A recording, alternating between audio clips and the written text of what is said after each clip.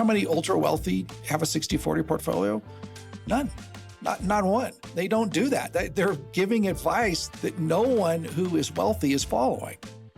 Hello, future billionaires. Welcome back to another episode of the Invest Like a Billionaire podcast. I am going to be your host for today. My name is Ellis and I serve as the Vice President of Capital here at Aspen Funds. And the reason that I am your host is because I have with me today the co-authors of what we believe is going to be a bestseller of Invest Like a Billionaire. That is the official title of the book.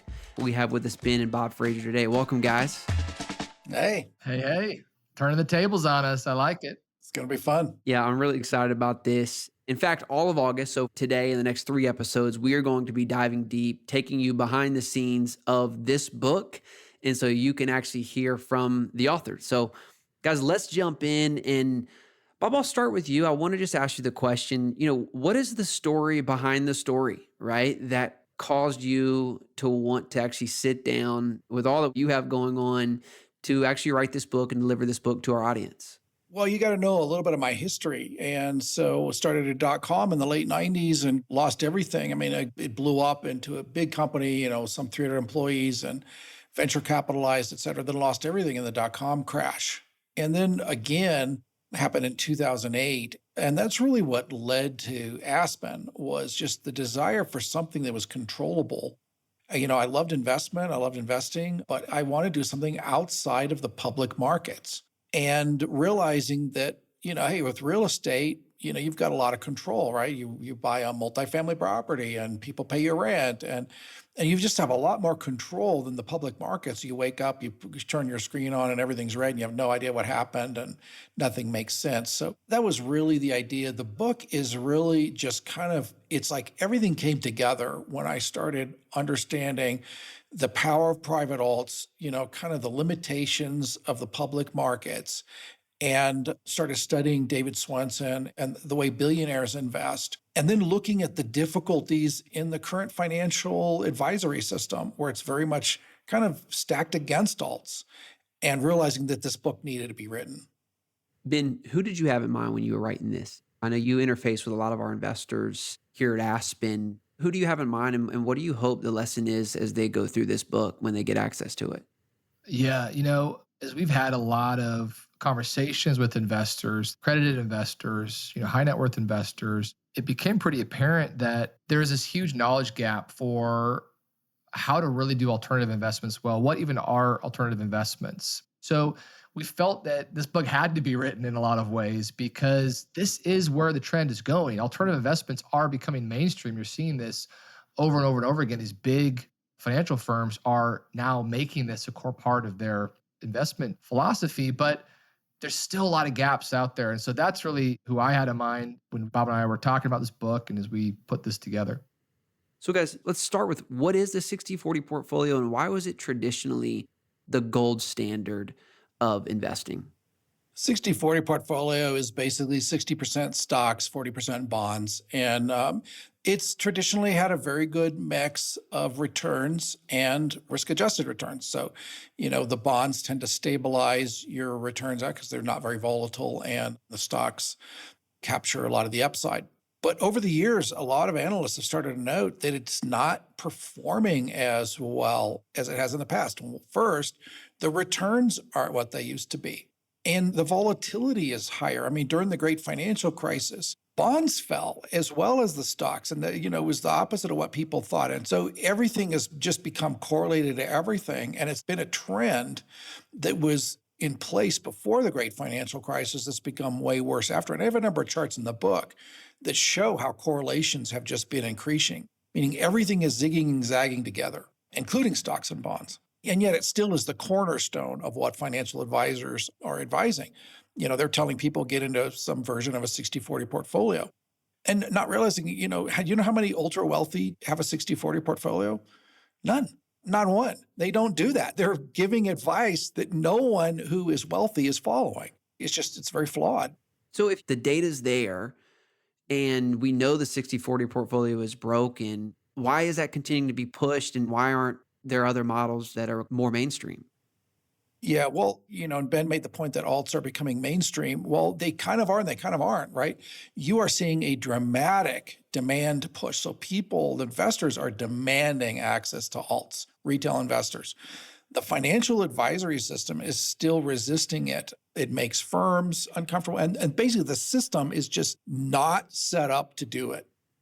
I think it's really interesting. I don't know if you guys saw I saw some big headlines over the last really week, which is kind of interesting, the timing of this whole book launch where, Blackstone is in negotiations with Vanguard, for example, to try and bring 401k kind of larger retail capital into their system. So it seems like there's, to your point, Bob, a demand for this and definitely an appetite for this. And maybe it's just the big alligator Blackstone needs more capital to place as well. But there's definitely, I don't know if you call it momentum or. Oh, there's not a question of demand. I mean, investors are demanding it like crazy, but the advisors are basically holding the gate, right? And just saying, oh, this is super risky. Right. You don't want to do this. But I fail to see how an apartment complex that's well capitalized and stabilized, how is that as risky as an operating company that's may have negative cash flow? To say it's more risky is ridiculous. Someone is not doing their homework. Well, so the book, you introduced us to a wealth manager, David Swensen, who created a new model called the Yale model. Can you explain why you chose this model as the framework for the book? And more importantly, kind of what, you're calling the billionaire model? Yeah, well, it's what David pioneered in 1985. And what happened in 1985, pretty much the ultra wealthy were doing more or less what the retail guys were doing, right? They're just kind of a mix of public stocks and bonds and, maybe a little bit of real estate and this kind of thing. And David came in and said, no, he said, there's a way to get a free lunch. There's a saying, right? There's no such thing as a free lunch. He said, but in investing, there is a free lunch. And that's if you have uncorrelated assets. And he looked at this and realized that the only way to get uncorrelated assets is to go private. And so he started investing in venture capital, private equity, private real estate, natural resources, infrastructure plays, hedge funds, and started kicking the tail of the markets and experiencing way less volatility and earning way higher returns. And bottom line, over his 35-year career, he earned 13.1% compounded at a time when the 60-40 portfolio earned 8.8. And you think, oh, that's a nice little bump. But because it's compounded, the difference is something like 5x in the results over that time period. So he pioneered this model that blew everybody's corks. It completely redefined the way institutional investors look at investing. And so it's been adopted by all the institutions today. Anybody who's got a full-time money manager that's deploying these assets, they are doing some version of David Swensen's model. Let's call it the Yale model, and with far superior results. Would you say this kind of brought on a wave? Oh, massively. Definitely changed the industry. Oh, 100%. I can show you a chart. I think it starts in 2000. How little total investment in alts are, and it's just like a sliver. Yeah. And how today $20 trillion is deployed in alts. And so what happened, he created a massive groundswell. It was a tsunami and a complete redefining of how the ultra wealthy invested. And the retail market has not followed suit. It's still playing the old school game. But it's happening. And what happened in 2012, when they changed the rules, it used to be a private alt placement. So if I bought a multifamily apartment complex and I went to raise capital, I was not allowed to advertise. I could not buy a billboard. I couldn't send an email to someone I didn't know. I couldn't place an ad in Google. I couldn't do this. That was illegal. It had to be people that I had a relationship with. 2012, they changed all that. They added a Reg D 506C exemption. And what it said is this: as long as you verify that this investor is accredited, meaning a $1 million net worth or $200,000 in income for the last 2 years, and with expectation doing the same this year, as long as you verify that with third-party verification or take reasonable steps to verify, you can advertise all day long. Well, that was a game changer. It blew the lid off availability. And all of a sudden, a normal Joe can get an email about deals that we're doing, that smart guys are doing, of putting together incredible investment opportunities. And it's a game changer. What's happened is now you're seeing the retail demand just skyrocketing. At the same time, the millennials, your generation is starting to trust financial advisors a lot less, right? People want to do, Google reviews and they want to find a YouTube video on how to invest, right? Yes, nobody. Yeah, If they don't have 1 million subscribers, we don't trust them, okay? I mean, that's just the reality. that whole trust system is eroding, as well as the rules have changed to allow this. So it is the future. There is no question. This is where the world is going. But as Ben said, there's still a knowledge gap, which is really why this book is so, so, so important in this time. To make alt investing approachable and where you can be successful as a little guy. I think one of the important things you said too, for our listeners to understand, even to be reminded of it ourselves, is 2012 was only 12 years ago, 13 years ago. I mean, Yeah. yes, people have been investing in alternatives for decades, but the access to market this, I mean, this is a fairly young industry, right? I mean, we're in the early innings of this. Oh, very definitely. And you're seeing a rise of younger syndicators who went out and bought Dallas multifamily places and paid too much money. We won't name anybody, in particular, and that used the new rules, but really did deals that shouldn't have been done. And so we're seeing a shakeout right now, but it's no different. It's a little bit of the Wild West, and that's what you get. Yeah, I think that's such a good point. Feels like still the Wild West, right? There's a lot of ways to lose money out there. And this is where the financial advisors are right. I'm not against financial advisors. I have one, and they're very helpful, and they're good people. So while I think the system needs to be updated, we're not throwing all the financial advisory world under the bus here. I'm curious just from personally, guys, as our listeners are listening to this and we're talking about stocks and bonds and all, I mean, would you say this is shaped and is shaping how you guys are currently investing? I mean, is your portfolio beginning to reflect more of this? Talk personally how this has kind of redefined you guys in your investing strategy over the years. Yeah, I'll jump in there, but I want Ben to answer this too. But, when I did the research for this book all through 2024, it was definitely eye-opening to me. And I knew a lot of the things, but not in this level of detail. And I realized the importance of managing a portfolio correctly. And in the book, I actually give a lot of my mistakes. I mean, the mistakes I made of over-allocating in certain things and also not doing sponsor due diligence very well. And I hope those really help people to, don't step in the same pothole I stepped in. But, oh yeah, it's definitely changed. I am 100% building my portfolio now, filling the gaps where here's the slots that need to be filled and realizing my investment map is hodgepodge. And so I'm now aggressively going towards doing the model, the allocation model that is the mathematically proven model, and even sponsor selection too, as well as taxes. I have a whole tax section in there, the billionaires pay less taxes. But yeah, Ben, how about you?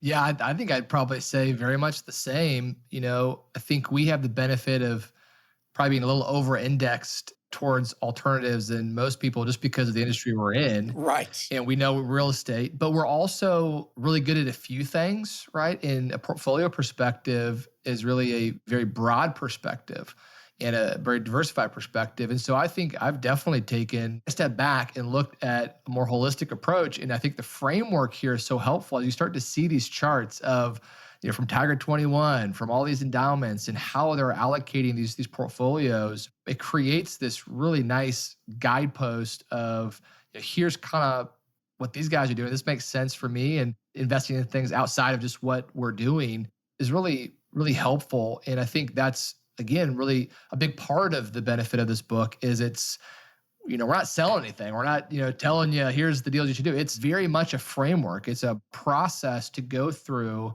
and create a really robust portfolio that looks like the billionaires. And yeah, I mean, we share those hard-won lessons, from making mistakes along the way. And I think like a lot of people, I think this book is coming out at such a critical time because we have come out of, not a recession, but definitely a reversion to the mean, a correction in the market. And a lot of people have been a little burned because of all these young syndicators and this kind of mini bubble that happened in private alternatives that I think is creating some scars, some actually really fresh wounds that I think people are they're having a hard time figuring out, what do I do from here? And so I think this is a helpful way to zoom out and see, here's the path. The path works. But you have to know the right things to do. And that's what we really try to provide in this book. It's not only the vision, but the benchmarks and the guideposts of here's what not to do and here's what to do. It's very much a how-to guide as well. Yeah. So for me, I knew a lot of the information, but I had never really put it together until I started writing the book. Yeah. And what I had is information, but that doesn't mean you have a framework. And now I have a framework. It's like I put it all together and I am aggressively building this framework. And for me, what it has done is the writing of this book is I am now going to be a disciplined investor. And I think a lot of our listeners are going to relate to that, right? You've been more of an opportunistic investor, right? This thing popped up, that one popped up, and you're opportunistic, and then you made a mistake here and there. And so you get this kind of very ugly mix, nonsensical mix. I'm exiting that whole thing, and I am going aggressively to a disciplined approach on the framework, building according to the framework. And let me just, because I think it may make sense at this point to fill a gap or two here. So when we say 60-40 portfolio versus private alts, so the average institutional investor is between 50 and 60% private alts, 50 to 60. The individual investor is 2%. And in the public market, so the big boys invest 20 to 30% in the public markets. So just to put some numbers to it. And then just to give an idea of what I'm talking about with the framework, this whole framework idea, we have this, we've been talking for a while about what we call the alts continuum, right? And it's this, as your net worth grows, it's how you grow into alts. And so the first thing you're doing is probably have no alts, right? You're all public markets. And the first step into alts is probably real estate. For most people, maybe it's DIY real estate, but then it's really passive real estate. And it's really a good place to start because real estate is a fantastic investment and actually is today because it superpowers inflation performance. And it's easy to understand, right? You buy a building, you rent it out, you collect rents, you pay your investors. Not that hard to understand, right? So next is private credit. So as you start to grow up the net worth curve, and then you're doing private credit, then you're doing private equity, then you're doing, natural resources and infrastructure. Then maybe as you're really getting up there in the net worth side, you're investing in venture capital, hedge funds, and some of these more exotics. So that's the idea as a framework. And we have allocation, kind of target allocations to each of these. And then add the discipline of sponsor selection, where you're simply saying no to deals that aren't checking every box in the sponsor section, and you're not making mistakes, right? Because losses are way more important than gains in portfolio management. So that's kind of the big picture of the framework. Yeah, I love what you said there too. And only because I want to make sure people are clear. Like this book is, yes, for those who are getting started, but it's also for those who have capital or are looking to deploy, because I think of a lot of our clients might be high net worth individuals or people who are post-exit founders. And what we see a lot is typically they make the worst investors because they've been very successful. They are very smart. They come into a sum of money. Right. But they're novices when it comes to investing. And so they actually start on your spectrum. They invest with their buddy or their brother or their best friend in some private, crazy, risky venture capital deal. And I've done it. Right. And so I think it's cool, though, like what you're saying is your framework is not for people who are at the beginning of their wealth building journey. Like this is actually a book and a framework for. The book is targeted to accredited investors. And so, maybe you've read Rich Dad, Poor Dad, which is really how you get started. I think this is the next part of the journey. This is a data-driven book about how to manage a $1 million plus portfolio, and how to be very, very successful at it, and how to make more money that you can make in the public markets and take less risk by taking a disciplined approach to investing. Yeah, the kid grew up, and this is his next book. I love that. Guys, 2 more questions to wrap up this episode. Bob, this is first for you, and then Ben, I got a question for you. You said that you believe this to be an industry-changing book. What do you hope changes as an investment industry as a result of this book? Well, I hope that it sells millions and millions and millions, because everyone that reads this is going to get their cork popped, and they're going to start to get very smart in alts, and they're going to want to start to form clubs and investor circles and whatever, and they're going to start to share information. And how the industry changes is then, one, sponsors are going to be forced to execute and be honest about their performance if people are all talking together. And the advisory industry is going to start to adapt. to become alt-centric and really do better job for investors, where you can get, again, higher returns and less volatility than the public markets. And not so much industry, but more for individual investors who read this. What do you hope they will take away and do differently as a result of reading this book? Yeah, I think for me, the biggest win that would happen from this book would be getting investors confident to take control over their investing and their financial future. And I think that's a really big hindrance for a lot of people, is they feel like they have to rely on the financial advisors. Because they're not qualified, right? They're not qualified, but it's not rocket science. And we lay it out in this book, exactly the things you need to do and the things you need to learn. And taking this disciplined approach will help you avoid a lot of the mistakes along the way. But the outcome potential is so powerful for people if they actually apply these principles and these actual guide steps. We have several examples in the book to really have the idea of making your money work harder than you do for the returns, right? And that really creates this, I'll call it the wealth escape velocity. Kind of your net worth and your wealth starts to grow so fast that it starts out earning you, right? And that's the goal, is to create that financial future, financial freedom for people, and really the confidence to, take it into their own hands and not rely on someone that ultimately does not have their best interests in mind, and take control of their financial future. Yeah, really cool. So I know this book is available for pre-order. Can you talk about the importance of our audience, especially going and pre-ordering this book, and what we've created for anyone who is going to pre-order? Where do they go and what can they expect when they do that? Yeah, you can jump over to thebillionairebook.org. So the book is actually available for pre-sale in a bunch of bookstores, including Amazon. But what I would encourage you to do is go to thebillionairebook.org, and we'll point you to Amazon and those sites. And as soon as you make your purchase, you can just give us the number of the receipt, and then you get a whole bunch of free stuff. So you're going to get my top picks for 2025 economic picks. You're going to get access to the masterclass, which is we go through the book in a 9-video series. And you're going to get a download before anybody else of the first 6 chapters of the book. So you can get started on getting excited about this book. The whole first third of the book you get for free. So those are all free as soon as you go there. So don't just go to Amazon and order it. And it also helps us. If you pre-order it, it helps us get this book out. Awesome, guys. Guys, that's it for this week. Check out the show notes to this episode for a link to pre-order the book, and we will be back next week with another lesson from the book on the secret killer of wealth. So stay tuned. Thanks, guys.